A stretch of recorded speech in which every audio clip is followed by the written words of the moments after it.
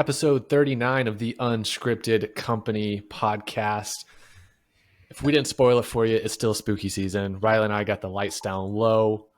I'm kind of looking forward to spooky season being over, I think. I'm looking forward to getting back to some of the mainstream conversation of what's going on, because I talked about it last week. I'll talk about it again this week, I guess. There's just so much news and information out there with the election. I'm not going to go into too much detail because news moves fast. And by the time this episode gets posted, people are going to be in the mood and spirit of Halloween, which is actually what we're going to be talking about in this episode, is just all things Halloween. Unlike the past couple of spooky season episodes, we don't really have a countdown of anything, nothing too particular in unscripted fashion. Riley, before we get started, I want you to share with everybody the vast amount of notes you and I both took before coming into this episode. Get the people really hyped about how much in-depth conversation we're going to have.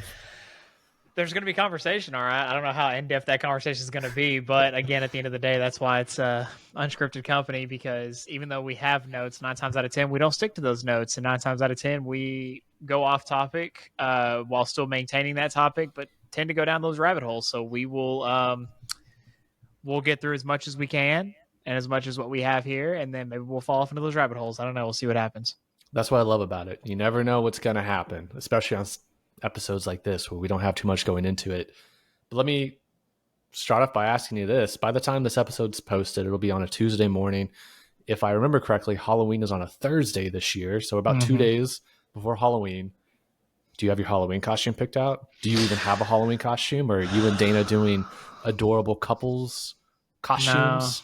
No, dude. I mean, there was actually a Halloween party that we got invited to tonight, but not that I'm not much of a party person, but it's like, I don't do the whole dressing up for Halloween anymore. Like, I don't know if you saw, but like, I mean, I'm not able to look it up right now on Facebook, but for like 2 or 3 years, when I still worked at Applebee's, and they had us dress, like we could dress up for Halloween. Yeah. I did zombies for 2 years in a row, and it was a lot, man. Like, all that makeup on my face, like I give props to like actors who can do with a lot more than what that was, but it was like a lot of makeup, a lot of molded plastic, things like that all over me.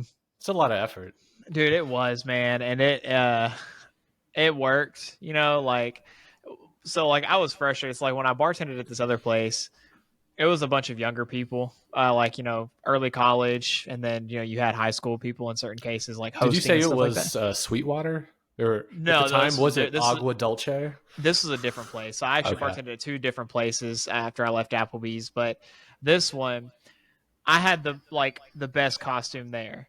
Not a single person voted for me out of pettiness, because they were all like early college, like they had their friend groups, and in my mind, I'm like, I'm just here until I get my real estate license, and then I'm out. Like, I'm done. And my tenure there ended sooner than that, but it was just like no one there voted for anything, and I was like, y'all are just petty, because and Dana was upset too, because she was the one that did all that makeup for me, and so I was more upset with all of them because of that. It's like, you couldn't have even complimented my wife on the great job that she did. Like, I don't care about my feelings, but at the end of the day, you hurt my wife's feelings. So, y'all can just, get out of here with all that. But that was before, nice Christian Riley now. But yeah, like, as far as Halloween costumes, man, and parties and stuff like that, like, it's just a lot of effort for just one night. And I don't know, like, I don't have time to really do the whole Halloween costume bit and stuff like that, and all that kind of stuff. Other people seem to, but I just don't have that time anymore to do all that. So, I mean, when people treat you that way, you can always turn the other cheek and then still slap that cheek. But, Yeah, but it is what it is. I mean, my Halloween costume put all theirs to shame, if I'm being honest. Like, it did, 100% it did. Yeah, because she's good at doing makeup, and I'm sure there's a better term than saying makeup, because I was about to say aesthetics, but yeah, no, she did stuff really that requires well. palettes of color. Right, and she did really well, and it was like hours that I was just sitting still for her doing all that, but it was fun then. I don't have time to do it all now. What about you?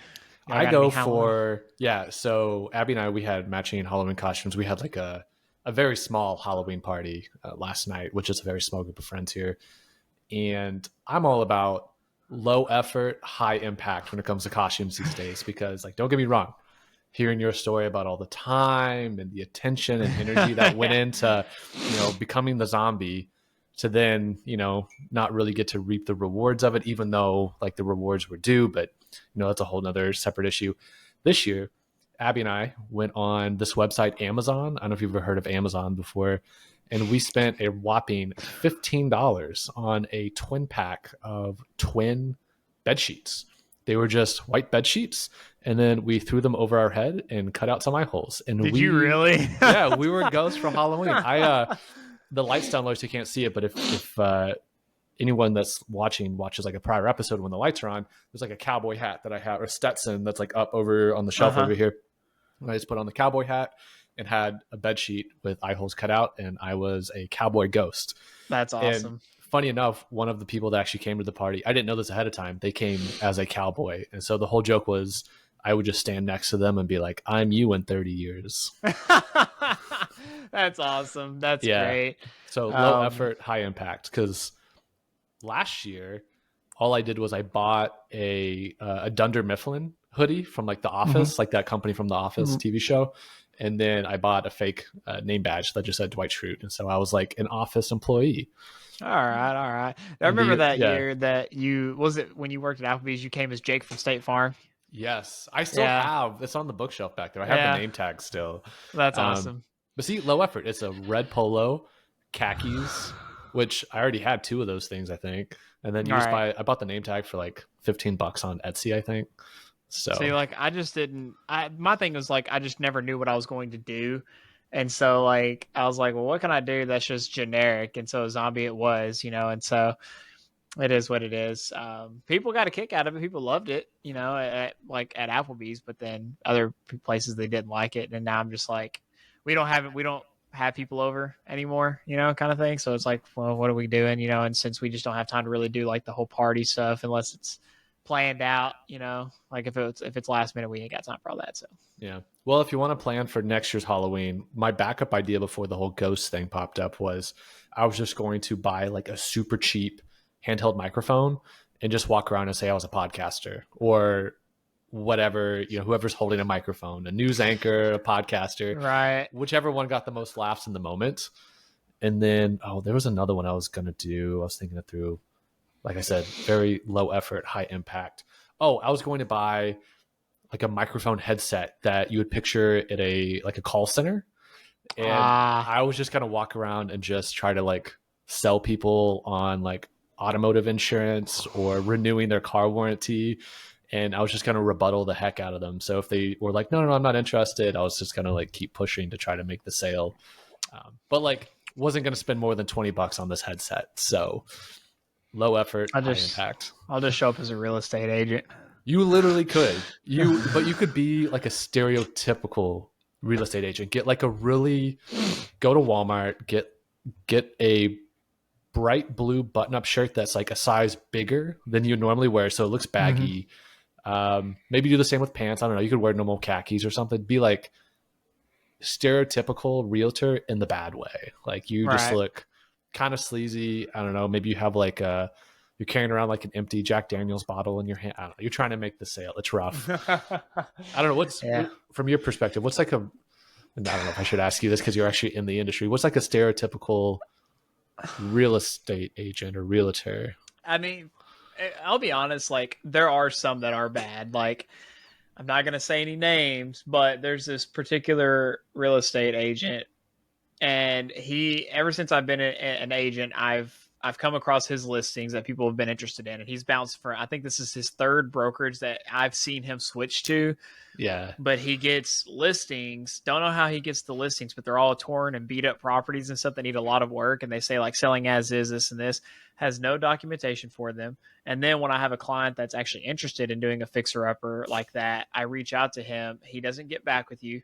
He doesn't respond to any of the stuff that you send him. You try calling him, he doesn't respond. And I'm like, how does this man still have a license after all of this? And he is, I feel like he is one of those that only cares about the sale. He doesn't care about the relationship. But again, not to say any names, but that's the whole name of the game is like, you got to care about the people that you're working with and that you help. Most like all the people that I work with in our brokerage are those people. They care about the people, not the sale. And even whenever times get tough, you still got to care about the people. You can't let that commission breath or compensation breath, because the verbiage has changed. Can't say that word anymore. So you can't. Yeah, you can't use the word. The word commission does not exist anymore. It's compensation. It's now. a dirty word. It's a dirty word. Yeah. but yeah. So I don't know. Your typical agents are like, you could tell, like, and I'm not saying like the bad ones are like, but you have agents now that are discounted brokerages that like, we'll sell your house for 1%. Well, you're going to get 1% effort, for people that do that. And there might be some that do a really good job, but you get what you pay for at the end of the day. That's a good point. You do get what you pay for. So whenever I see listings, like when I just like browse Zillow, Redfin, etc., and it says like selling as is or sold as is, I always assume, at least in like Central Texas, I always think, I'm like, man, something's wrong with the foundation, or like there's something that costs a lot of money that they're not telling you upfront about this property. I always assume foundation damage, but we have the ability to access that additional information if need be, but that is a thing. And so like that's my whole thing about Zillow, is Zillow doesn't tell you everything, because it only tells you what we like, the base information from what we see also, but we can actually do a deep dive and find more stuff on the property. And so I don't know, people, they look at Zillow a lot and they're like, oh my God, I see this property, it's amazing. And then we go look at it and it doesn't look anything like it's not even remotely what they said it was. So yeah, that's how it is, unfortunately. And I'm gonna shamelessly plug you here for a second, because like, if anyone's listening out there, I don't care if it's like a week from now, a month from now, heck, a year from now, who knows? We could be on episode 1000, but you just went back and watched episode 39 for whatever reason. If you're in the market to buy any kind of real estate, I'm assuming ideally a single family home in the North Texas area, probably, I don't know what, Denton County, Collin County, Tarrant County. Tarrant County, Dallas County, Wise County, Cook County, very minimal Grayson County. Like the furthest I've gone up is like Pilot Point area. Well, actually I went to Gunter the other day. But that I don't go all the way up. Like I'm not going to drive all the way to Sherman unless you're for sure buying like, that's a long drive for you. That's a lot. You're using gas at that point, and right. It's like, but it's like, for the most part, like if it's within like a 45-minute to an hour drive, like I'll make that drive. I mean, I've driven an hour and a half before, and the sale actually went through. You drove an hour and a half, and it was for a rental too. Oh dang! So, but it was still good. Where was that? Seagoville. Where is that? I feel like I've heard that. Southeast Dallas, like on the outskirts of Southeast Dallas. Dang, that is a drive. I mean, North Texas is like a region. Dallas Fort Worth in and of itself is like huge. It's always hard to try to describe to people who aren't, even people that are in Texas but haven't really been up to DFW, trying to explain just how large that area is. But no, I mean, I work a lot. Like it just depends. Like I've had people that start off looking in one area and then completely do a 180 and start looking in a different area. But then that's where you got to have conversations with people at. It's like you got to really help them find out, like asking the right questions will help them determine exactly what they want. So then you have that straight path, so they're not going to try to go this way or this way. They know exactly what they're looking for at that moment in time. Because a lot of people don't know. A lot of people are just like, I just want a house. Okay, well, there's a lot more to it than just I want a house. Like it's more like, what community do you want to belong to? Right. And so it takes time, but it's also to a matter of budgeting. Some houses cost more in some areas than others, and so some people, they may have a budget, and that budget may not help in the area that they're in. So they may have to look at other areas, or they may have, there's other ways to do it, but I'm not going to get into all the details about it. But yes, if you are in the North Texas area, shameless plug. I just love talking to people and seeing what's up. It's not all about real estate. It's about just helping someone meet their goals and building that financial portfolio and just building that wealth. So. Exactly. Hit up Riley. Salt of the earth real estate. That could be the name of your company whenever you break away and go legit solo. So I actually, since we're on this I saw topic, you put something in the notes about this. So I actually just got my LLC, and the name that I went with, like I used ChatGPT, and one of my colleagues helped me set it up because I didn't fully know how to do it. But my LLC is officially Riley's Real Estate Roots LLC. Ooh, that's got a ring. Got the R's. Yeah. I was originally going to go with Riley's Residential Roots, but you never know You if could ever go commercial at some point. You never know. and that's why I kind of wanted to keep it broad like that. And so I officially have my LLC. I You have said to it was file Riley Real Estate Roots? Riley's Real Estate Roots. Riley's Real Estate Roots. Man, so if you ever want to put down roots, hit up Riley. Yep. And so I got that, and so now it's official. Like I mean, like I'm gonna be using it as an S corp, so it'll be nice. Nice. One thing I was thinking about, and I'll just say this like live on air. Why not? I feel like when you start putting our social medias in the show notes or just like the description of the YouTube video, etc., just to like shout that out, both our personal or if you ever want to try to get leads, because if someone's listening right now and they're like, "Yo, I'm in the market. I'm flush with cash. I'm ready to get Riley his 10%." Sorry, not commission, because that's a dirty word. What's the correct term? Remind Compensation. me. Compensation, because you're going to get a whopping 10%. I feel like that's a little bit above average potentially, especially if it's a, dare I say, $1.3 million property. Right. They'll need to know where to look. So look at the show notes. Right. We'll eventually put some socials down there, if not just personal ones, and you know who to contact with all that. I mean, like, even if you just put a comment on here, we check comments daily, and then I'm not afraid to give out my full name. You can find me on Google if you're looking. Just look up Riley and then residential real estate Denton, Texas, and then I'm pretty sure I'll pop up on there. But yeah, I mean it's nice to have the LLC now. I just got to get my EIN done and then officially open up some business accounts and stuff and get that ball rolling. So heck yeah, man, that's exciting. Does it feel legit? I mean, like, it was legit before, don't get me wrong, but does it feel, now that I'm trying to treat it more like a business? Yes. Because next year, like I started reading some of Dave Ramsey's books, trying to get through those before the end of this year. I promise we'll get to the Halloween stuff, everyone, but this is just, we just have our water cooler stuff, but yeah, it does feel official now. It's better than paying someone $1,300 to do it for you, where you just got to pay $300 to do it yourself. And so I eventually plan on actually getting a website next year. I mean, I had one, but I just couldn't afford to pay for it. But now that I'm working on all my budgeting stuff, trying to get things set up for next year, I'll have my monthly budget that I'll have set up so that I know how much I'm spending every month. And hopefully with the amount that I'll be spending, I'll definitely be making more than I'll be spending. So it'll, at least for monthly expenses per se, the general expenses that I've always got.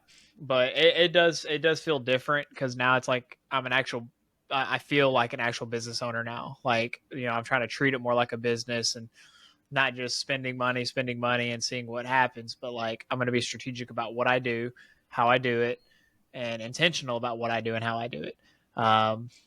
Waking up at 5 a.m. every day, performing activities that of someone who acts like $1 million and is $1 million per se.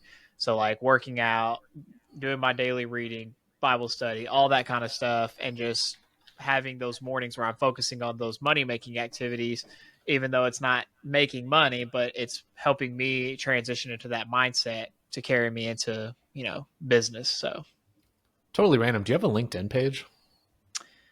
I have a LinkedIn. I also have a link tree. My link tree has access to all of my links from there. Okay. I'll need to look that up after we're done recording. I don't think we're friends on LinkedIn. We need to be friends on LinkedIn. I need to start using my LinkedIn a lot more, man. Yeah. I do not. I need to redo my LinkedIn big time and start actually utilizing it. My big thing is just getting back to making content for social media. Kind of stopped doing that for a while because I got burnt out on it, but need to get back to doing that. So yeah. So I don't mean to bore all of our viewers for business stuff, but this is, at the end of the day, it's a business, and, we do have work that we do. This is something that we just do on the side, and maybe one day it'll become its own business as well. We'll see what happens. So. Yeah, dude, I don't think it's boring at all. I know there was a good portion of, I guess, the listening population or our potential target demo out there that is definitely, they'll nerd out with some business stuff, right. Rather be like corporation business, entrepreneurial, solopreneur, stuff like that. So right. I think some people definitely get a kick out of that. But right. And I'm not by any means one of those big like YouTube business people who tell you how to make millions, stuff like that. I'm not at that level by any means, but so here's the thing with those kind of people that a lot of people don't seem to realize until they get caught up in a pyramid scheme is most people, like the people that are our age out there that are making a lot of YouTube and TikTok and Instagram content about how much money they made, and they're trying to sell you a course so that you can also make that amount of money. The only reason those people are making that amount of money is because they're selling you a course teaching you how to also kind of maybe make it to where they're at. Because if they were that successful, and now this is obviously there are outliers to this, but if they really were that successful, they wouldn't be taking that much time out of their day to be creating these courses and all that. Now, I'm not talking about like the Tony Robbins, the Dave Ramseys of the world. I'm talking about like, you know, that guy on YouTube that's got 300,000 subscribers and he's just out here peddling a course. Right. They're a dime a dozen. It's snake oil.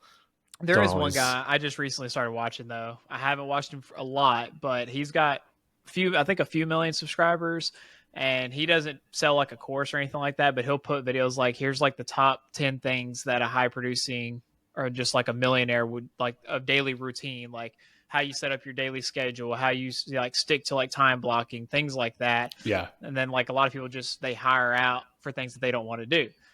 I mean, don't get me wrong, I have a transaction coordinator now, and I only pay her when I actually close on a deal, and she's amazing. Like, she's already, like, a lot of people on our team use her, and and other agents as well. She's awesome at what she does. She takes a lot off my plate so I can focus on just other activities that I need to do to help people out. So that's awesome. And then, you know, eventually utilizing ChatGPT as a virtual assistant, and so that would, because I can't exactly afford an assistant right now, so but that is a future goal, is to hopefully, you know, make enough to where I can just hire out and just hire an assistant to help me with making calls, doing whatever it is that they have to do that I would have them do that I'm paying them to do. So life of a business owner, man. Life of a business owner. But it's fun, though. I'd rather do this than work for somebody else, 100%, unless it's a fruitful business. If it's someone that has good goals and I'm not exactly working for them, but I'm a contractor for them. You're bought into the mission. Yeah, right? Like I would be willing to help out in business endeavors for like being there for ideas and stuff like that. But I'm never going to actually work under somebody else ever again. Like, that's just not happening. So nice. Well, it's been about 20-ish or so minutes. I know we said we were going to talk about Halloween, so we might as well dive into a little bit. I think we could start with maybe the history of Halloween, because I know both you and I kind of had what little bit of notes we had going into this episode. We can kind of touch on that. I'm happy to dive into what I have first if you want, unless you want to go first. I mean, you probably have more of the historical stuff. I mean, I've got some historical stuff, but at the same time, it's like, you know, aspects of Halloween on its own. So, I mean, if you want to dive into your stuff, then we'll just, if I see anything that you talk about on my stuff, we'll just piggyback and just kind of go back and forth. Yeah, no, that's perfect, because I'll kind of go into like the backstory of Halloween here for those of you listening. You may not even be aware of like where Halloween is holiday comes from. Everyone always is like, yeah, it goes to All Hallows Eve, but it kind of goes even further back than that. So I got kind of like a quick summation here, and I'll read it out to y'all. So the origins of Halloween, it can be traced back over 2,000 years ago, all the way back to an ancient Celtic festival called Samhain. It's weird when you see it written down. It looks like Samhain. It's Samhain, but it's pronounced Samhain. No idea how that ends up, being translated that way. But Samhain was celebrated around November 1st of what we currently consider within our calendar, back in what is now Ireland. At the time, wasn't Ireland. This is like, 2,000 years ago, whole different terminology. Countries didn't exist yet, but it was celebrated across what we consider Ireland, the United Kingdom, and northern France. Samhain marked the end of the harvest season and the beginning of winter. So it was a time that was associated with death and darkness, because life revolved around the crop. And so that's when the crops die. That's when nature starts to die. And that's when the days get hella short, because, the rotation of the earth and whatnot. And the Celts believed that on the night before Samhain, which was October 31st, the boundary between the living and the dead blurred, allowing for spirits to return to earth. And so to protect themselves from these malevolent spirits, people would light bonfires, wear disguises, and leave offerings of food and drink for the wandering souls. This also sounds very familiar to a lot of other holidays out there, Day of the Dead, Dia de los Muertos, things like that. One other thing I thought was interesting when I looked into this was bonfires.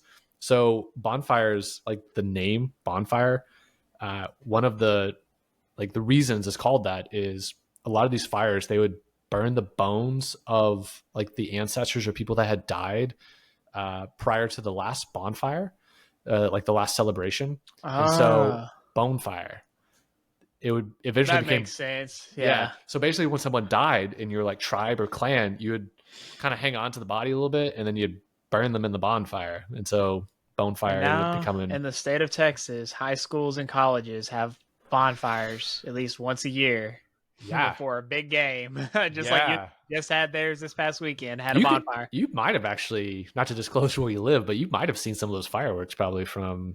Oh no, we didn't see them. We heard them because our cat was, traumatized. Yeah. and then we left because we had we went to the movies to go watch Venom, and I drove by and all I see was just this big flame, and I was like, oh, that's the bonfire. I forgot about that. And so, because we heard the fireworks, I was like, why are they shooting fireworks off? And then I remembered it was the bonfire. Yeah. And so, but yeah. So during Samhain, this is back during the Druidic time period. So you'd have Druid priests. They would light these massive sacred bonfires. They'd ward off evil and honor the dead. People would gather around the bonfires where they'd sacrifice animals, burn crops as offerings to the Celtic deities. They believed that these rituals would protect their livestock and crops throughout the harsh winter. So it was like a religious experience with the lack of religion, basically. It would be traditional to wear costumes to be as like a form of protection. So almost think about it like a masquerade party, how you'd wear like, a mask to like protect yourself in a sense, or, as a disguise. The Celts would dress in animal skins and wear masks to blend in with the spirits, hoping to avoid detection, finding malicious ones. This practice is the precursor to what we consider as Halloween costumes today. And if you fast forward a little bit, after the Druids, you get to the Roman Empire. And so after the Romans conquered the Celtic lands around 43 AD, they brought their own traditions, which slowly started to mix and blend in with the Celtic customs. The Romans celebrated Feralia, a late October festival honoring the passing of the dead, and the Pomona, which was a festival for the goddess of fruit and trees. And so these likely introduced new customs to this practice, such as bobbing for apples, which was believed to have roots in Pomona's association with apples and fertility. You fast forward a little bit more after the Romans, or kind of during the Romans still a little bit, but by the 9th century, the influence of Christianity spread to the Celtic lands. The church attempted to replace the pagan holiday with its own observances. You had Pope Gregory III designated November 1st as All Saints' Day, also known as All Hallows' Day, to honor spirits and martyrs. The night before All Saints' Day became known as All Hallows' Eve, later shortened to, of course, what we know it to be as Halloween, and traditions associated with Samhain became intertwined with Christian practices. And then you had All Souls' Day, which is observed on November 2nd, was established as a day to pray for the souls of the deceased. The practice of souling became popular in parts of England, where poor people would go door to door offering prayers for the souls of the dead in exchange for small cakes, known as soul cakes. And this was the forerunner of today's trick-or-treating, as children eventually took up the practice, receiving treats in exchange for songs or prayers. And then you fast forward even more, Halloween eventually would find its way coming to North America and the United States through Irish and Scottish immigrants in the 19th century, so the 1800s, especially following the Irish potato famine in the 1840s. So that's when a lot of the Irish and Scots came over, was because of and during that famine. However, it really wasn't until the early 20th century that Halloween became widely celebrated in the United States, evolving from a night of pranks and mischief into a family-friendly holiday with costumes, parties, and trick-or-treating. So Halloween, as we know it today, is a tapestry woven from Celtic, Roman, and Christian customs that were adopted over centuries and carried across the ocean. Its unique blend of harvest celebration, respect for the dead, and a bit of harmless fun rooted in the supernatural, but reshaped over time. So basically, it's a bastardization of a lot of different things, but over time, it's basically just, it's kind of like an Irish-Scottish version of Dia de los Muertos, in a sense. Right.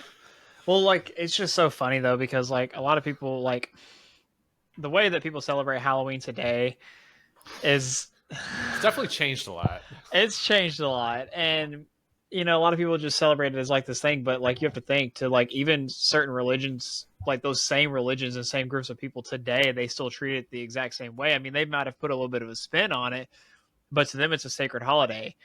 But for people here in the US, it's an excuse for people to get drunk, dress a certain way, and act a certain way. And then nowadays, you don't even have traditional trick or treating anymore. Like, remember when you were a kid and you went trick or treating? Like, your parents took you around to what? Probably like 5 neighborhoods, 4 or 5 decent neighborhoods, and I was you. I was pretty lucky. Like we had a solid neighborhood where we could just stay in the neighborhood. But I definitely had friends where like the whole thing was like if you knew your neighborhood sucked at Halloween, you'd go to like the rich part of town. You'd go to the neighborhood where Right. you're like, these people have money, so they have good candy. Well, like for us, like we lived in a trailer park, growing up. So like, we didn't live in any nice neighborhoods or anything like that. I mean, I still, loved where I lived at. Parents did everything. They took care of us, all that kind of stuff. Yeah. So when I went trick or treating, we would go meet my dad for dinner because they always did yearly inventory. So we got to go eat dinner for free at this place, and that was paid for all the workers and their families.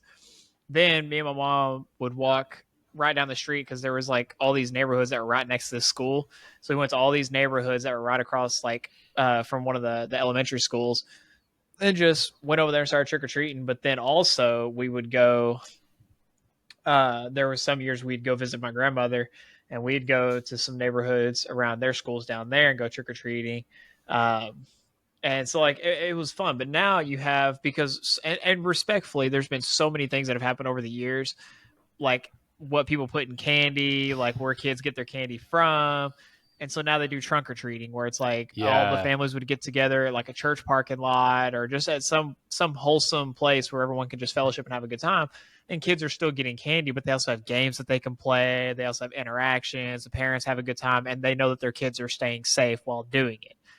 I don't mind that at all, especially with how times have changed. By all means, like that works. But I feel like at least once in your life, like we need to get back to the original, like take your kids out to go look at all the decorations and all the things that people put out in their yards and take them trick or treating. Like I think that that's still something that people should do at least once in their life before they get, old enough to know. I mean, I trick or treated until I was like 13, 14. Like I'll be honest, like it was still fun, man. You taking free candy, but then you but then you have those people that don't even wear a costume. They just show up with a plastic Walmart bag and they're just like, yo, fill it up, homie. Yeah, I feel like that's gotta be the prerequisite is like if anyone shows up on my doorstep and if they're a little kid, totally different. Maybe there's a reason they're scared of something, whatever. But like if they're, if you could tell they're like the age of 11 or older and they just didn't give any effort and they just got like a Walmart bag, which I guess it's not a bad thing to have the Walmart bag, but like if you're not already dressed up also, I'm like, bro, come on, you got to put a little bit of effort to get something out of this. And there might be reasons, maybe the family couldn't afford it, but the kids still want to come trick or treating. So, like I'd still There's be gracious. Context clues you can pick up on. Whenever. But I'm also too not going to be one of those people that just leaves the bowl of candy and just says, "Please take one." Rookie I'm mistake nowadays. because you see the videos. Like there was a video. I don't know if we could find it, but there was a video of a kid who walked up and just dumped the whole bowl in there and then flipped the camera off and just turned around and walked away. And I'm like, if that's a kid in my neighborhood, I'm taking the recording of that video to his parents, and then I'm getting all that candy back from him, and I'm making sure that he didn't get anything. I'm sorry, but you're not going to act that way. But to be fair, they shouldn't have left the candy on the doorstep anyways. Like that defies the whole trick-or-treating aspect. Growing up, my next door neighbors, so like this was just like your typical neighborhood with like a bunch of single story homes, a couple 2-story, but it was a very modest neighborhood. But our next door neighbor, his dad would set up in the garage, and he would the attic access staircase would be in the garage. So, he'd pull you down from the ceiling. Right. So he'd pull that down, bring the staircase down, and then he'd put like a small table with the candy bowl at the bottom of the staircase, and the lights would be off in the garage. So all you see kind of from like the street level is the table, the candy bowl, and you kind of see the staircase coming down to the attic. And it had the whole thing where it was like, please take just one. And what he would do is he dressed up as like Freddy Krueger. Now this is like This is a grown adult that took much pride in dressing up like Freddy Krueger. And so he would sit in the back corner of the garage, not in the attic. He would be in the back corner. And he'd have a little strobe light next. Well, not little. He would have like a legitimate strobe light next to him that he'd have off, so they couldn't see him in the back.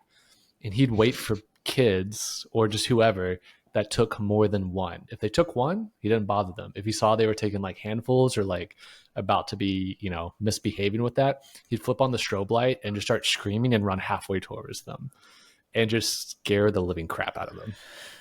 Like, because they think he's coming down from the staircase, but he's actually coming from the corner, like with a strobe light behind him. Right. And I'll be honest, like, don't get me wrong, you're probably traumatizing those kids for life. What, dude? 100%. To this day, I still remember how terrified I was, and I knew who was doing it. Right. So, like, my uncle, dude, so there was this movie, and we're going to get into more of this stuff, but this is the whole point of Halloween. Like, we talk about, we can talk about it. Yeah. So, there was this movie, I don't know if you ever saw it. It was an older movie, but it was called Silver Bullet. That sounds familiar, but I don't think it was a werewolf movie. Okay. So that makes sense, I guess. Silver Bullet, yeah. Right. So there was this guy. He moved into this house next to this family, and they didn't know that he was a werewolf. It's Gary Busey. Oh my god. Yeah. Oh yes, this is 1985. Right, and this was one of the first. Like I watched a lot of older scary movies growing up, and I was terrified after. Like, I would always tell myself, like, I got this. Like, I'm a big kid, I can watch this. And then I would watch the movie, and then I'm terrified. So this movie traumatized me so much that my uncle actually owned, like, he didn't have the full costume, but he had the mask and the paws, and he had a werewolf costume. I got so traumatized to the point that I would not walk outside at night, even though my uncle lived right next to my grandmother.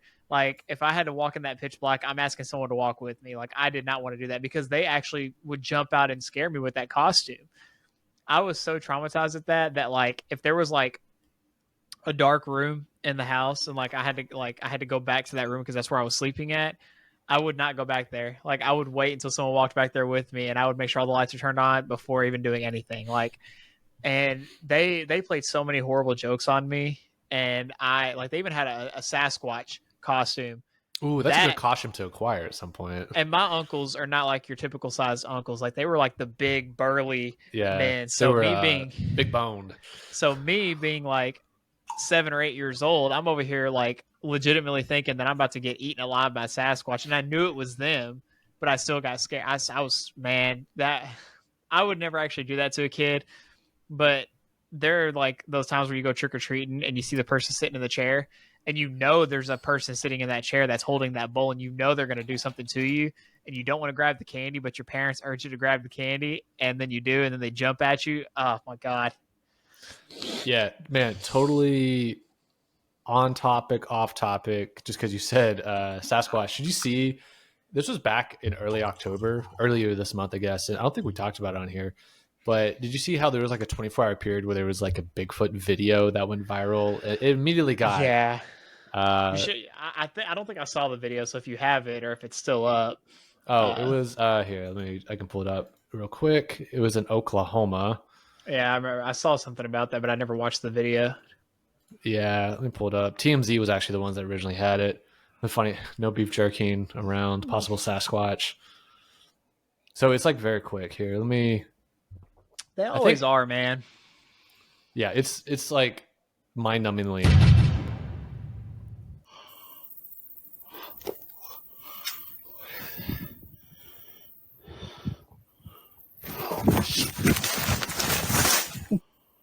Like, that's literally it. It'll do like a close-up here, I think. Or like it'll freeze frame it. It has a freeze frame in the article. It just looks... It looks fake. It looks fake. It got debunked, though.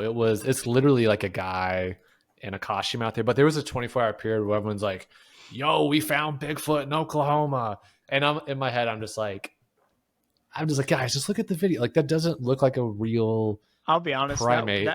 That old video of Sasquatch that was walking across that river looked more authentic than that one. And it did. Quality was so low on that video, but that looked more real than that one. That's the thing is, like, even the cheapest cell phone you can buy, the cheapest Android, like throw it away after you use all the minutes type cell phone, has such a high quality camera that if you are going to fake it, you have to do such a good fake, because gone are the days of using 35 millimeter film where it's kind of fuzzy and the camera shaky and it's People not. can pick up on stuff like in technology now, but yeah, I want to touch on a couple things though that you taught, just kind of like recapping on some of the things. So on that holiday, how did you pronounce that again? Samhain. Samhain. So there's actually, it was one of the 4 major seasonal festivals of the Celts. So I'm going to probably butcher these names. Yeah, knowing how it's like, do you see how it's spelt? How Samhain Yeah. is, yeah. It's like, who knows how the other ones are pronounced, honestly. All right. So Imbolc, which is February 1st, Beltane, which is May 1st, and I'm definitely about to butcher this one. Lugnasda. I think that one's easy. Yeah, dude. I have no idea. That one's August 1st. So it marked the end of the harvest and the beginning of the dark half of the year, like you mentioned. So a lot of the things that you mentioned here kind of goes into a deep dive as far as what you mentioned, costumes, the bonfires, and the history behind that. I'll be honest, I didn't know that Halloween and like the Christian influence. I didn't know about that.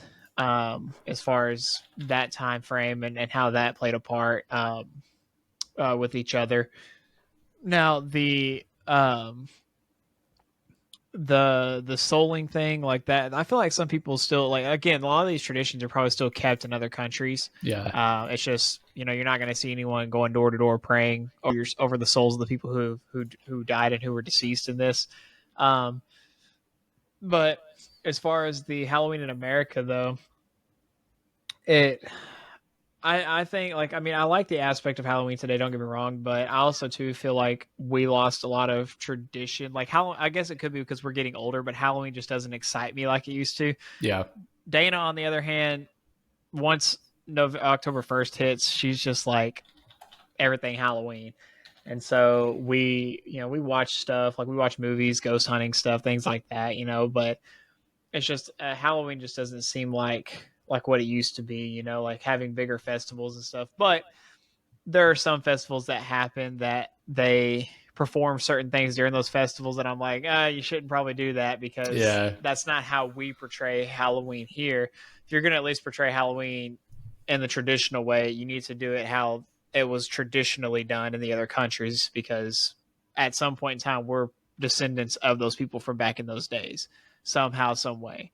So, did you ever see the movie Meet Me in St. Louis with Judy Garland?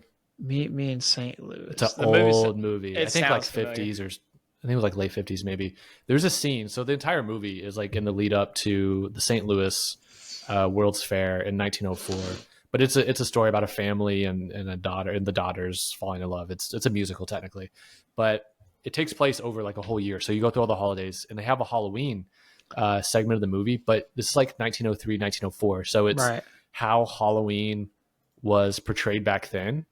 And real quick, I'm going to play, this is like a 21-second scene real quick. Actually, let me make sure I'm sharing my audio.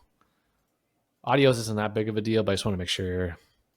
So this is like, when I was growing up, this is how I found out how Halloween used to be celebrated, because this is fairly accurate of like what young kids would have done back in the day, is like taking furniture out of houses and burning it in the middle of the street.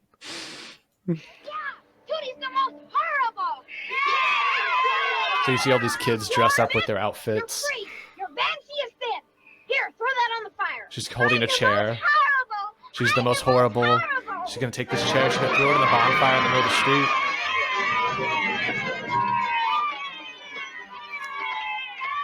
But can you imagine back in the day if that's what your Halloween was? I'm sure that's probably, out in the middle of Kentucky somewhere. I'm sure people still do that, but different times, man. Yeah, there's just like, I mean, here's the thing, people still do things like that on Halloween. It's just a matter of if you're going to get caught or not. And true. 9 times out of 10, you probably do. But, there's a right way of celebrating Halloween, like doing the whole vandalism thing, the TPing the houses, like all that. You're just causing a headache for someone who doesn't need a headache, at the end of the day. Just have fun with it, like go out, go to parties, go do the stuff you want to do, but be safe while you're doing it. Don't do anything stupid. And so, but yeah, like some of like again the Halloween in America stuff, it evolved into like a holiday, community centered holiday, parades, parties, games, stuff like that. It's Halloween is supposed to be fun, but at the same time, like yes, Halloween is supposed to be scary. Like the things that they did back in the day portrayed, the dark side of things, and they turned Halloween into more of like a family friendly thing, which for younger kids it can be, but I think you need to have that distinction between the two.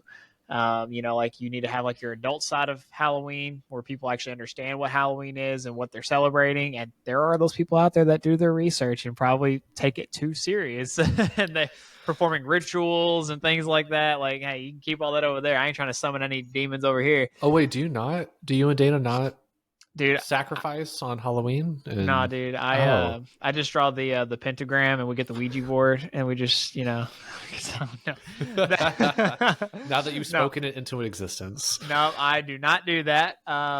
Wink, wink, nudge, nudge. And for anyone who has a Ouija board, like you play, I'm just saying, like you play with fire, you're going to get burned. And those, like, I'm just saying, like, if you haven't had encounters with things like that or whatever the case may be, I personally have not, but I know people who have.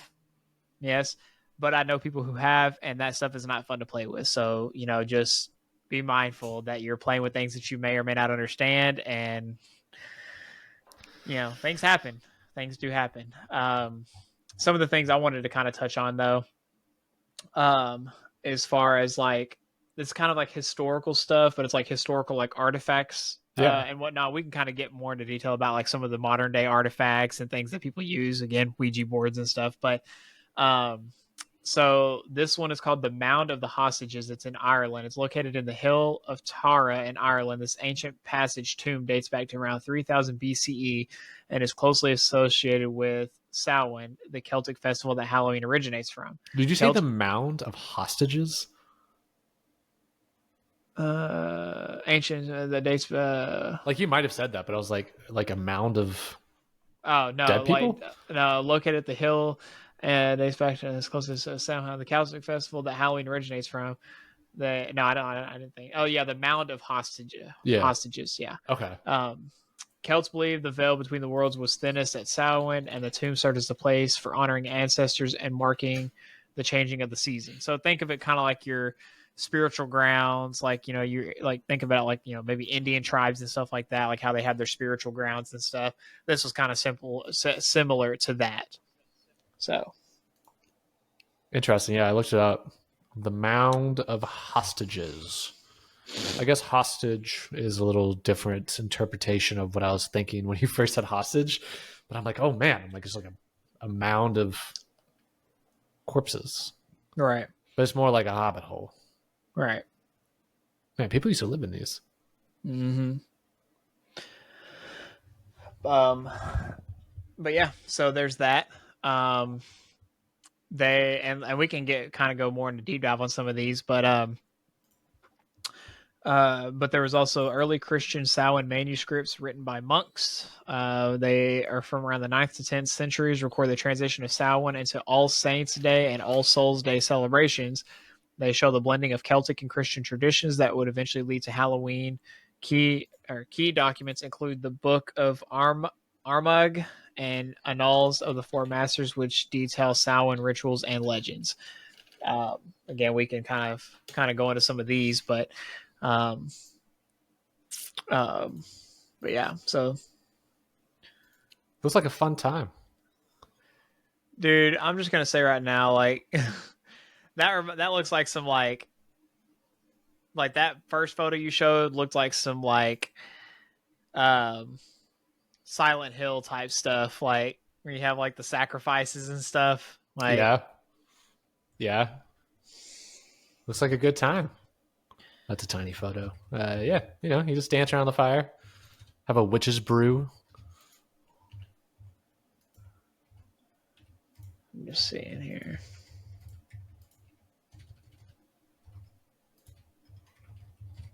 What are you seeing? I'm looking up something. So, like, I kind of want to get into like some of the artifacts, Yeah. so to speak, like, some of like the previous artifacts and things that, we can even utilize today. And like things that are utilized in modern fashion, but then also are utilized back then, and kind of like what they represent, based off of what they mean to Halloween, or even back then previously before it was known as Halloween. Yeah. So the first one, which is funny because it actually wasn't this at first, but jack-o'-lanterns. Yeah. That's like one of the most well-known ones, but back then it actually wasn't pumpkins, it was turnips. Which I'm like, how big of a turnip did you have to grow to be able to carve into it? But it actually used to be turnips instead of pumpkins. Yo, these look terrifying. Do you see what I'm looking at? Hang on, let me share my screen. These are terrifying. Oh my god. What? Yeah. Like, this is more terrifying than a pumpkin. That actually looks like a legitimate head, I'm just saying. Hey, dude, this, like, if someone was like, hey, we found like an alien head, I'm like, oh yeah, that's what that looks like. Or some like ancient demonic presence. Right. Like, this is if you're just listening in audio land and you're not watching, that's cool, but like on your own time, just Google carved turnip and you'll see what we're talking about here. Right. Yeah, that does not look like back then. I can see how that would be. Well, yeah, because like you got also, we're so soft as a society now. We're like, we can get startled by a carved turnip, whereas back then it's like death was normal. People were slaughtered on the regular, and it's what's a carved turnip? 100%. I think I'm gonna get some large turnips and I'm gonna carve a turnip this year and stick it where down where we live at. Or just leave them like placed around everywhere, like just walk around this, the city of Denton and just here's a carved turnip. Dude, you could be the turnip guy. We could go on the Denton subreddit and be like, yo, I saw this guy with a turnip. Anybody know who he is? And was like, I have no idea, but I keep seeing him walk around. You could be the turnip guy. Could be the turnip guy. Yeah. So the kind of just continuing down the list, and we're just going to kind of just get more into just, kind of just some of the historical stuff. And if there's anything that any of our viewers out there know about that maybe we didn't touch on during this episode, please leave it down in the comments. We'd love to hear about some of your points of view and some of the things that you may know about that we didn't touch on during this episode. Yeah, what do you typically sacrifice during Halloween? Let us know in the comment section down below. Right. What are your rituals that you perform on Halloween? Who do you summon on Halloween? Anyways. What master do you serve on Halloween? So then there's Samhain stones and cairns, I think.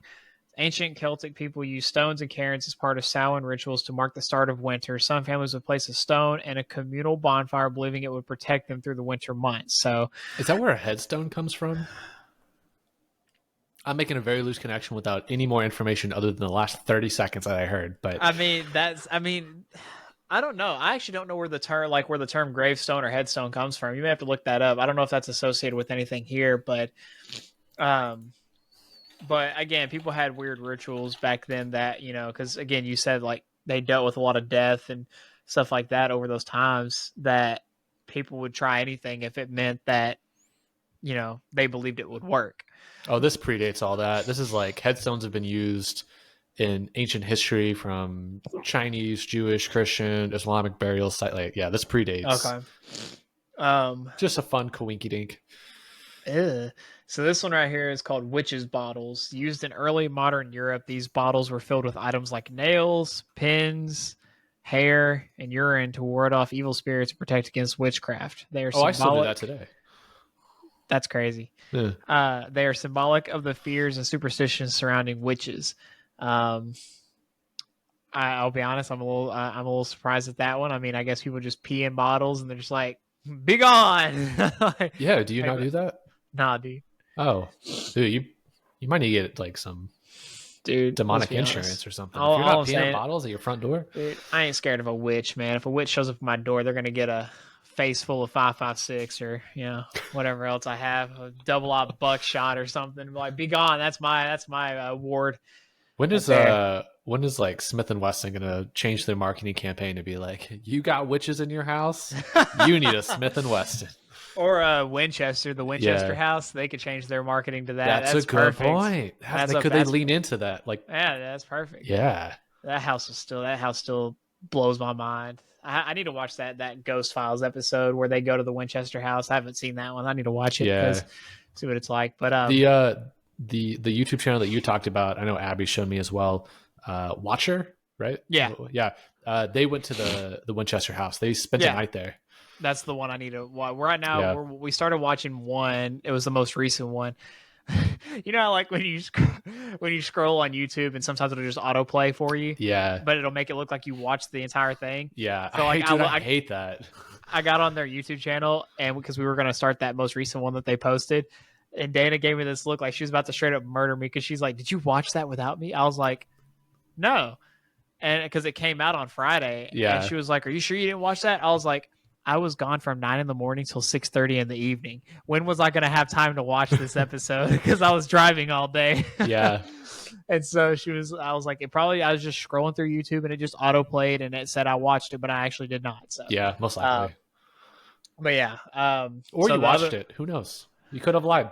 Riley lied. I did not. I do not. Let us know in the comments down below. Do you think Riley made up this whole story? The world may never know. Number 4, divination tools, which this can kind of go deep because there's a lot of different things that people could use for divination. But this one, the ones they have listed here is mirrors, apple peels, and nuts. Mirrors and apple peels were used in Halloween fortune-telling rituals. For example, peeling an apple in one long strip and throwing it over one's shoulder was believed to reveal the initial of a future spouse, while mirror gazing would show ghostly apparitions or future events. I feel like that's where they kind of got like the whole Bloody Mary thing at. That's interesting. If you think, yeah, because like when you say Bloody Mary a number of times in a dark room, she's supposed to appear. Obviously, it doesn't happen unless you're just touched by that spirit, I guess. I might have missed it. Is this Celtic tradition or is this like where does that practice? I've never heard of that before. So actually, apple peel over the shoulder. I've heard of salt over the shoulder, of course. I can actually tell you real quick. An apple peel over the shoulder while looking into a mirror. You see your future spouse. That awkward moment when you don't see anything and then you have a realization. That was a Roman influence. Roman, okay. Yeah, it was the Pomona. So Pomona, the Roman goddess of fruits and harvest. Okay. What you said was celebrated in late October. Her symbol was the apple, which led to practices like apple bobbing and apple-related games being integrated into Halloween traditions. The apple later became associated with love divination, where young people would try to bite into an apple to predict their future spouse. But it kind of served the same purpose. It like transitioned over time. So I think that's why the Roman Empire ended up collapsing, was people weren't seeing anything in the mirror. Because like, okay, let's be real here for a second. There may be some weird woo-woo stuff out in this, realm that we're not truly aware of, but I doubt people were legit seeing a potential spouse pop up in the mirror unless they were high on something at the time. Well, here's the thing. The apple strip is what showed that. The mirror gazing could show ghostly apparitions or future events. Oh. So wait, the apple strip was supposed to show who their future spouse was? Like, based off an initial that it would make. Like, so it's kind of like... okay. What's like... it's like seeing Jesus' face in a tortilla.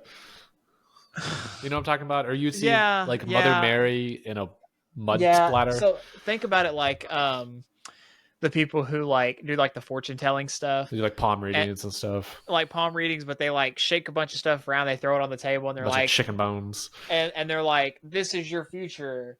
They're do like, stuff like that. Shake, spread it, cancer. And then they like read what it is. Yeah. Something similar to that. So it's like they probably throw the apple peel. They try to interpret what initial it is or try to get, because you have to think their way of spelling and our way of spelling is two totally different things. When you have Greek and Roman spelling or Islamic spelling or Hinduism, it's different lettering. So what their symbols might be. And think about how many people were illiterate at the time too. So they didn't have any idea that they were being lied to. Right. So you never think know. about it. So yeah, that was that. So number 5 is skeleton keys, symbolizing the unknown and entry into other worlds, were sometimes used as charms or kept in homes as protection. They represent the crossing of boundaries between life and death, a core theme of Halloween. That could be a fun Etsy shop to open. Skeleton keys. So there's actually I'm sure there is one out there. If not, probably 50. Well, I know two people, like they work at this sign shop with someone else that I know all three of them, but they also have their own small businesses. And I think it's like Skeleton Keys because their last name is Skelton. Oh, that's clever. And so it's Skeleton Keys, I think, or something like that. But one of them does leather working, another one does another thing. But they're cool people. But if you're in the gaming world, then a skeleton key is something like you get it for doing this dungeon or something like that. It opens this chest or something, like things like that. But so number 6 is bonfire remains. Ashes and charcoal. So after Samhain bonfires, the ashes were often scattered in fields or around homes to offer protection and good fortune for the year. In some areas, people would collect charcoal from the fire and keep it as a lucky talisman. I can see that. I can see that still being a thing today, honestly. Yeah, very much so. I mean, think about just keeping your loved one's ashes in an urn. You know? So that's interesting. I'm sure people do this, but I don't really see in like modern culture in the Western world where people take like family members' ashes or even like the ashes of a pet or something like that and putting it in a tiny little like not like a Pandora bracelet, but a little gem, little thing, but like something that you wear on your wrist or like on a necklace, but like tiny, nothing obscene, nothing weird, just like a tiny little amount of it. See, that's what so like for me, like I would probably like, cause there's websites that you could do now. I'll be honest, there's some websites where people like when their pets die, they go get them like taxidermied and whatnot. Taxidermied and they keep them. I love my cats. I wouldn't do that. Yeah. I would definitely like my goal is I want to get a tattoo right here of both my cats' faces. Like so that I can have like that remembrance of them. But also too, like I would probably have them, cremated and then take a small portion of their ashes and make a bracelet for me and her. Yeah. That has like a little thing. And then, for family members also like probably do something similar. Like I would have another bracelet made that had their stuff on their different colors and stuff like that. But that's something like I would do because, respect to people who have the whole jar of ashes, but I would rather put their ashes somewhere that's meaningful and then just give me like a little portion of them back, like for family purposes and stuff like that. But because then it's awkward where it's like once you pass also like now you're asking someone else to take care of ashes of someone that's like 2 generations ago or something like that. Right. Like, so it's like versus like just keep the bracelet, that's something that can be passed down very easily and the semblance behind that. Do you think anybody does like family ash piles? Like you have one plot, right? Instead of having the bodies be, like seriously though, like you have one plot and like literally everyone who's passed has been cremated and you just keep dumping the ashes there. So it's like the ashes of the whole family. I don't know anyone that's done that. But I feel like that's like it's not a terrible idea. I don't think. No. Yeah. Now, what I have seen though is people who take their like family members' ashes and they turn them into a tree. That's kind of a cool idea too. I like that idea. So it's like, just don't let the tree die. Right. Yeah. Well, that's where you like separate them. So like you get enough for like whatever it is that you're gonna have, and then you put the rest into a tree and you plant that tree on a property or something like that, or just somewhere that you could go visit freely. That the tree would not get cut down. Yeah. That's something that would be awesome to do. Or even if it's like a bonsai tree, have it added to a bonsai tree plant or something. It's not a bad idea. But yeah, I don't know about the whole like I love my family members and stuff like that. But if I had to make a choice, like it would be something that I could wear with me at all times, that I could just have them with me. Yeah. Like, that'd be something that I don't think that's weird at all. Honestly, yeah. Like it's convenience. Right. Yeah. But yeah, so number 7 is Witches' Cauldrons. So for those of you who have seen like Hocus Pocus and all those movies, this legitimately like back in like the think of like Salem per se. Yeah. Where they were capturing witches and stuff and like people who thought were performing witchcraft. It's one of those things where I don't know why I'm all blurry right now. There we go. Because you referenced witchcraft. I guess, man. People like there were actually people that were doing this, but what was funny though, and like I haven't done like a deep dive on this, so anyone correct me if I'm wrong, please. But a lot of people who assumed witchcraft was happening, it wasn't witchcraft all the time. It was they used cauldrons for making medications like herbs and medicinal uses and stuff like that. So and this was before a lot of that stuff became prominent. And so they thought that they were performing witchcraft because they had other ways of healing people without it being the traditional ways. And so like I knew that was happening, but then they thought it was witchcraft that was happening. Did you ever hear about, there's a theory with what happened with Salem, that they were all basically poisoned by ergot. So ergot is a mold that grows on wheat if it's not like harvested fast enough. And so ergot is also a hallucinogen.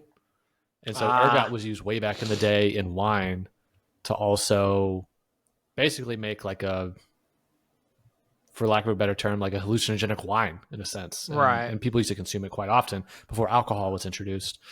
And so they think what could have happened was everyone was just basically getting high out of their mind without realizing it, though. And so you had a whole community of people that were literally hallucinating and like calling each other out as witches because clearly something was going on. And so they drank the hallucinogenic Kool-Aid and they dude, it was literally just like you eating wheat, so right. like bread and stuff like that, but like you wouldn't have realized it because right. you didn't know. Yeah, that's insane. Like, so yeah, the cauldrons associated with witches and potion making. Again, potion making could have been confused with like these are just medicinal like uses. Yeah. Became symbolic objects for Halloween. Originally, cauldrons were used in cooking and rituals, but over time they became linked to witchcraft and supernatural. I think a lot of probably what it was just people didn't understand what they were using it for. Instead of asking questions, they just assumed that they were witches instead of like, ooh, maybe they were actually doing something to help people out. I'm not saying there probably weren't witches back then because, yeah, some people were definitely doing some weird stuff, but there's that. Did you ever see I don't want to call it like a scary movie, but the suspense horror movie, The Witch? It was an A24 movie. It took place in the 1400s. I think it was like 1490s, maybe.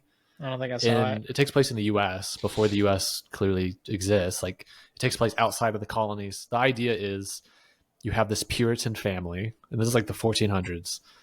They get exiled from their community because they're practicing a different form of Christianity than what the community is practicing. And so they have to get kicked out of the town. Now, this is back in the day when like the town had a wooden wall around it. Like this is like basically very early colonization time period. Yeah. So they get kicked out of the town and they're having to make their own life, just the family. But then there's like a witch in the woods and things just start happening and it's, you know, people get possessed and that movie sounds familiar though. It sounds familiar, but I don't think I've seen it. It's the same studio that did Hereditary and Midsommar. Okay. Yeah, it's a fun watch, but everyone calls it the Vitch because you know how back in the day the W it's like two V's. Oh yeah. So they call it the Vitch. Yeah. So number 8, number 9, kind of. I mean, if you kind of still take the term of like witches and stuff like that, kind of goes hand in hand. But number 8 is broomsticks.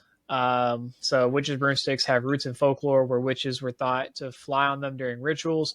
Brooms became symbols of witches' power and mobility. Now classic Halloween decor. And then number 9 is black cat figurines and statues. So this is kind of where the superstition of black cats comes from. I'm going to be honest with everyone. I don't believe in that superstition. I am a proud cat dad, and I love all colors and shapes and sizes of cats. And we black both cats happen to have black cats. Yeah. I mean, ours is a tuxedo cat, but she's more black than white. But still, we love her all the same. So for all those people out there who are like, oh, my God, I don't want to adopt a black cat, get over yourself. That cat needs a loving home, and you should adopt them either way. Did you know, Abby was telling me this a while back, you know black cats are some of the most like euthanized pets or like animals? It's wild. I'm like, I love the aesthetics of a black cat. I'm like, why? People like it's like a little panther. Like you get like a little panther, and people are just like, "Oh my God, the superstition." I'm like, here's the thing: if you're not prepared to own a black cat, you're not prepared to own a cat at all. And you should adopt a cat if you're just planning on like euthanizing it. Like if something doesn't, if you just have this weird superstition, like technically speaking, all cats could technically be, but I mean, it's people just have this assumption with black cats. Either way, if you see a black cat, adopt it either way. Love it. Do whatever. Don't believe in the superstition. Otherwise, just don't adopt a cat at all. Just get a dog. But yeah, so black cats thought to be familiars of witches symbolize mystery and superstition. Figurines and statues of black cats have been found in various cultures and are now common in Halloween decor. Again, you know, there's plenty of other superstitions, you know, like shouldn't walk under a ladder. Well, then you shouldn't own a ladder. Then, like, let's be honest here. Well, if you step on a crack, you might break your mother's back. Exactly. So, you get out of here with a lot of superstition stuff. Okay, I will say there's only one superstition, but it's not. It kind of is, but it's not. I was just taught at a young age that if you carry a pocket knife and you open that knife, you have to be the one to close that knife. That's interesting. I have not heard that before. So, like, I was taught, like, my dad told me about that. My uncles did too. So, like, if my dad opened a knife and he let me look at it, I would have to give it back to him for him to close it up. Otherwise, if I close it up, it's bad luck. Do you wonder if that goes back to just like knife safety? Like it's teaching the responsibility of like, yo, if you open this, like you need to close it just for safety. I don't know. I mean, it's not something that like, here's the thing. I mean, first of all, like, unless I know you, I'm not just going to hand you my knife either way. I'm thinking like a father-son, right, it's like, yeah. If the son opens it, like, yo, you got to close this knife. It could be that. But again, that's part of the reason too. Like, that's why I don't like hand my knives to other people, or I carry like a straight blade knife, like a little small, like 4-inch blade or something like that. Just because if in that instance that happens, I don't have to tell people like, hey, don't close that, or hey, you should close that before handing it back to me or something like that. Like, it's like, or I'll just open it up before I hand it to him and just hand it to him with the hilt first. But again, it's only for people that I know and trust. So that's that would then. So for anyone out there who listens, that's like the only thing where I'm like, okay, like, but again, I don't know the true origin behind that. I guess I'll have to do some research on that, but that was just something I was taught at a young age. Number 10 is Victorian Halloween postcards. Vintage Halloween postcards from the late 19th and 20th centuries depict scenes of witches, black cats, pumpkins, capturing the holiday spooky and festive spirit. They are collected as nostalgic artifacts today. I'll be honest, I've never really seen a Victorian Halloween postcard. I haven't either. I guess there might be more abundant in your more Halloween-esque, historical towns. I guess, yeah. That's a good point. Like, we don't really have... Like, we have towns in Texas that for sure go all out for Halloween, but we don't have enough history in Texas. Right. Like, we're not the East Coast where, like, people have been in this town for 10, 12 generations, Like, it's a rarity to be, like, a 4th generation Texan, just because it's, like, Texas only goes back like 5 or 6 generations tops. And it wasn't even Texas at that time either. What up, number 3? I mean, basically, if you think about it, though, but if you're from, like, Rhode Island or Connecticut, or, like, there's history there. Or even, all of Europe. I'll be honest, I don't think I've ever actually met anyone that I know. Yeah. I don't think I've ever met anyone in my life that's also a 3rd generation. I'm 3rd generation. Are you? Yeah, because I was born here. My mom was born here. No. What I mean by 3rd generation is like, well, I mean, technically. So, okay, let me put it like this. Someone who's had the same name.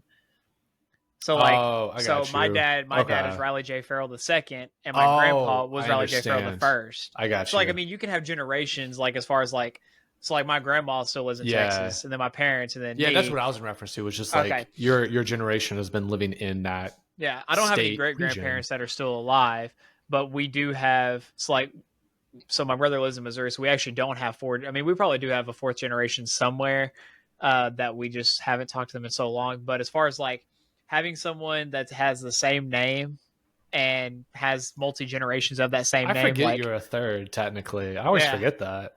Yeah, so like when I think of 3rd generation, I think of like you have that number 3 at the end of your name. Yeah. My grandpa's not alive anymore, so technically we only have 2 of us that live in Texas, but there are 3 generations of us that did. No, that's what I mean. So like if someone says like, oh, I'm a 4th generation Texan, that means you can go back 4 generations and they were born in Texas. Like they could all be dead, but like they were all like, you are a 4th generation native Texan. I have to. So like I've always wanted to do like the ancestry thing just to find that out, because I'm pretty sure my grandpa was born in Texas and my dad was also born in Texas. I know that for sure. I was born in Texas. I want to know if my great grandpa was actually born in it, because if he was, then we go back 4 generations of Texans. But that's, for me, it's like we actively have technically 3 generations of us living in Texas, because my grandmother, I think she's my last living grandparent, and then my dad, and then me. But my grandmother is actually my mom's mom. So either way, I still have 3 generations of us living in Texas. Yeah. Which is cool. So there's that. Yeah. Number 11. And there's 16 of the, no, there's actually 20 of these, and we're going to try to make it quick on some of them, but because some of them I do want to get to. Number 11 is masks and costumes. That's a no-brainer. So in ancient times, masks and costumes were used to disguise oneself from spirits or impersonate them. So think of it like, hiding in plain sight. Halloween masks, which range from scary to playful, are now key artifacts in Halloween's modern form. So people who dress up do all that kind of stuff as well. So number 12, Grim Reaper statues. So the Grim Reaper is the symbol of death, closely associated with Halloween. Statues or artwork of the cloaked figure with a scythe represent the holiday's theme of mortality and the otherworldly. It's definitely still, no one really talks about that today. It's fun, because again, people don't celebrate Halloween for the death aspect. But if you really think about it, celebrating Halloween, I mean, you're celebrating the dead if you're taking it back historically. So that's true. Yeah. It's, which to be fair, celebrating Halloween again can be fun, but you should celebrate it knowing that you're celebrating the dead also. Don't think of it as just like Day of the Dead or what's that, the holiday, the Mexican holiday? Oh, Dia de los Muertos, but that's Day of the Dead. Yeah, so it's the same thing. Yeah, so it's one of those things where it's like we should be celebrating the people that passed on, in hopes that they passed on for something better and aren't just either stuck in that in between or whatever. Number 13, spirit photography and ghost apparatuses. In the late 19th century, spirit photography or photographs purporting to show ghosts became popular, as did devices for communicating with spirits like spirit boards and pendulums. These are collected as ghostly relics today. So think of your ghost hunters. They have all this technology now, which I'll be honest, some of it actually kind of blows my mind when I'm seeing them actually using it and it actually working. I'm like, okay, you can't fake that stuff. There's only so much you can fake until you actually start seeing some stuff happen. Yeah. I'm just saying. Number 14, sugar skulls. Associated with Dia de los Muertos, sugar skulls are vibrant decorations with a deep cultural meaning. They are now commonly associated with Halloween celebrations in regions with Latin American influence.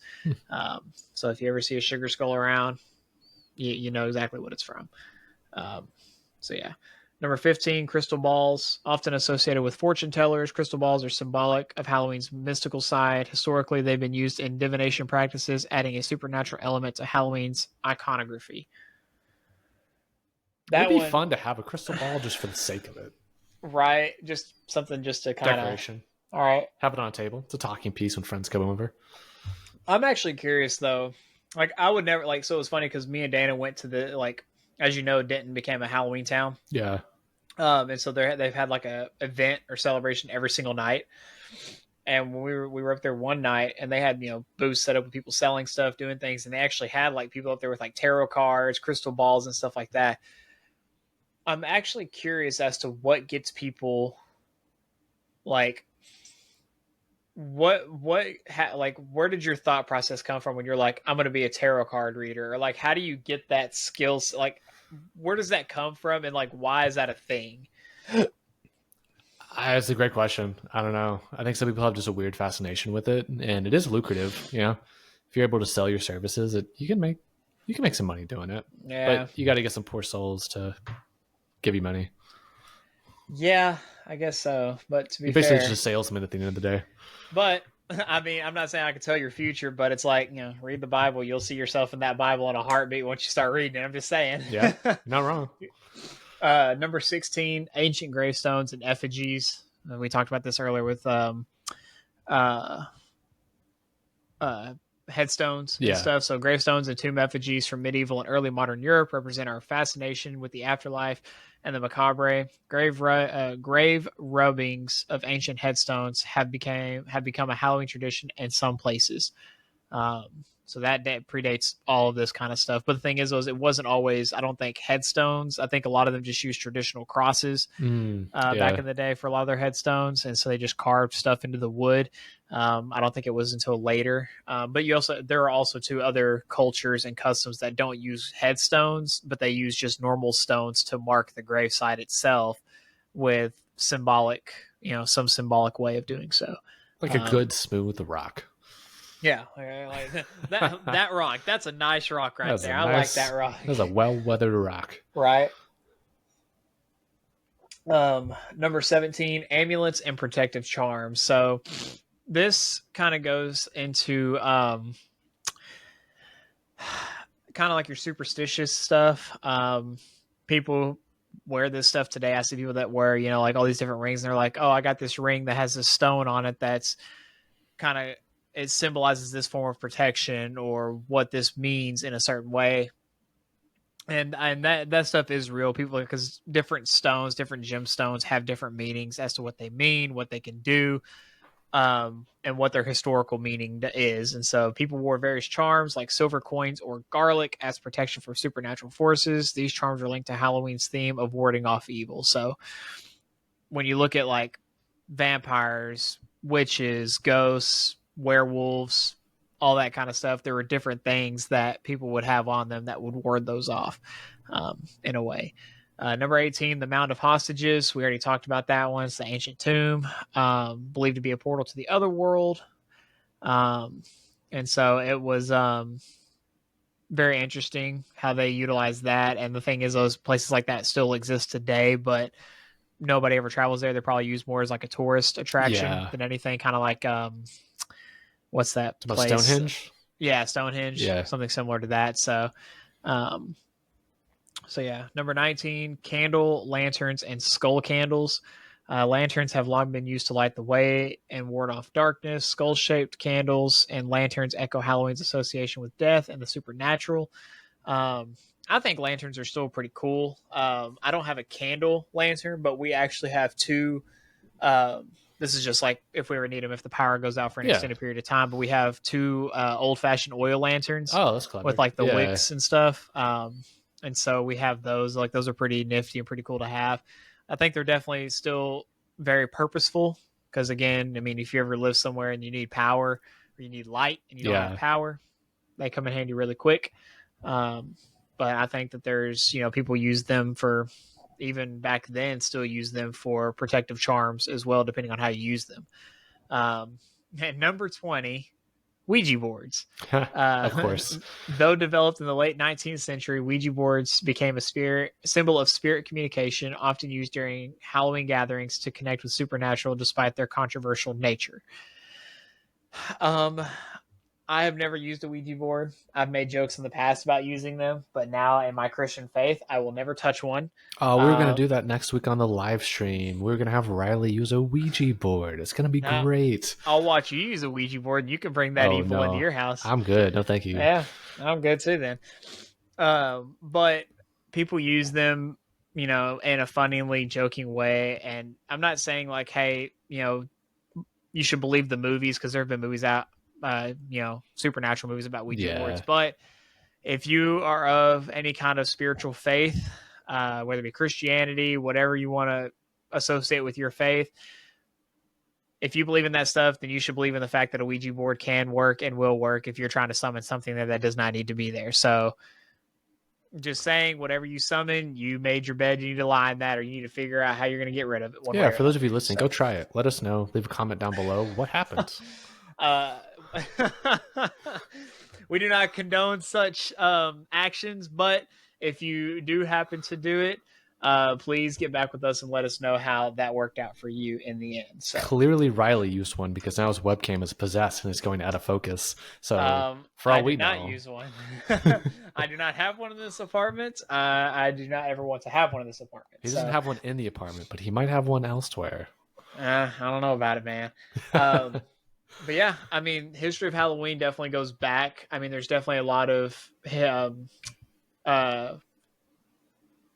holidays that we celebrate in our country now that a lot of people think are celebrated for one reason and one reason only. But when you actually do a deep dive on the history of it, it actually, some of it can actually be, closely related to how it portrays today, but then some of it just does not portray at all. And it actually was celebrated for a completely different reason, 200 years ago, 300 years ago. So do you have anything else? I know I did a lot of listing off there, but No, you're good. No, I don't really have anything else. I don't think. I feel like we exhausted everything Halloween related, to be honest with you. I know next week we have the live stream and we're going to be doing more Texas related hauntings.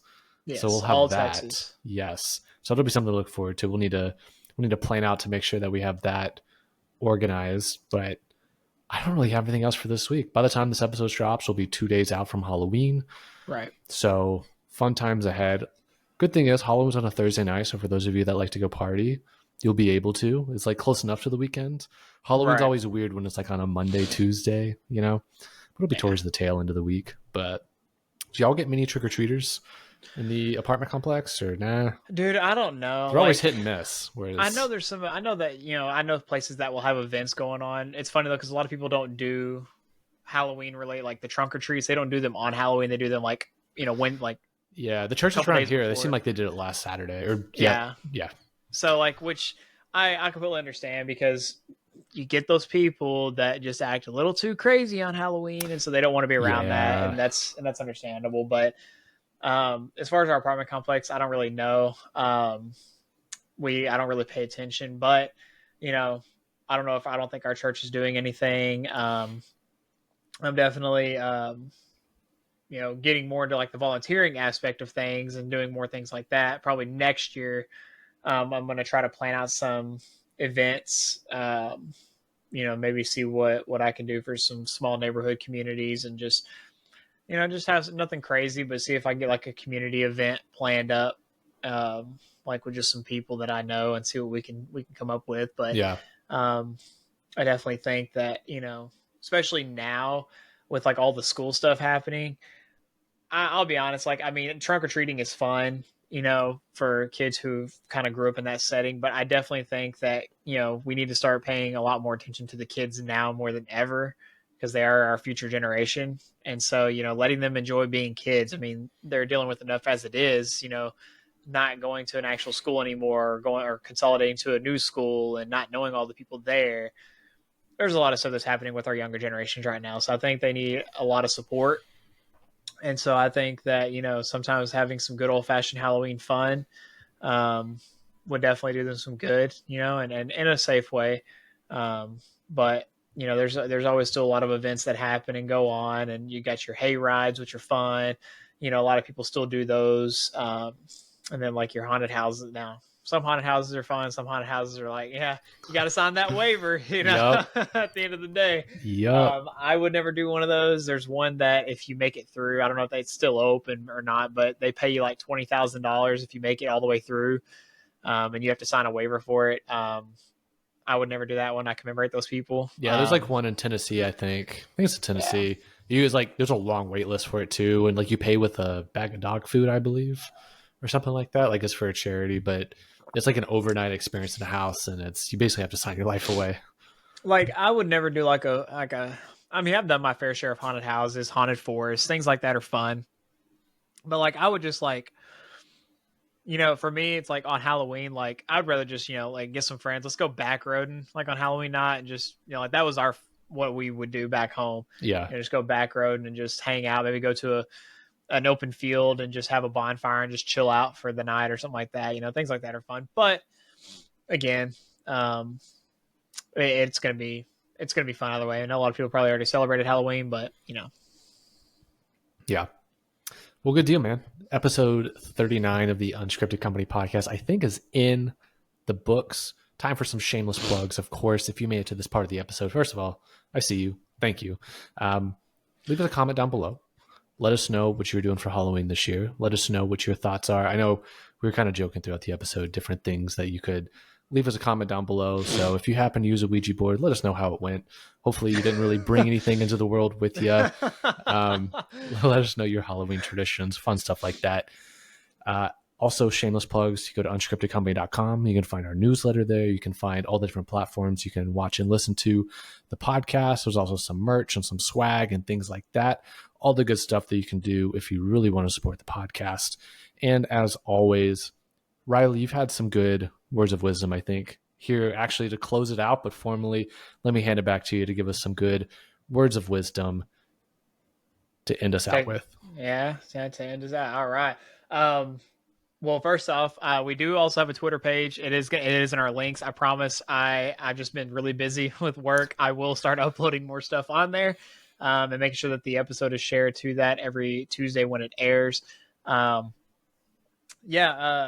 you go out this Halloween night, whether you're with just your family, like if you're, if you are of younger generation and you happen to watch the episodes that you're allowed to watch per se, be safe if you're with your family. If you're not with your family and you are, an adult, also be safe. Cops typically are out heavier, but don't drink and drive. Don't do anything stupid. Just go out, have a good time, be safe, have fun.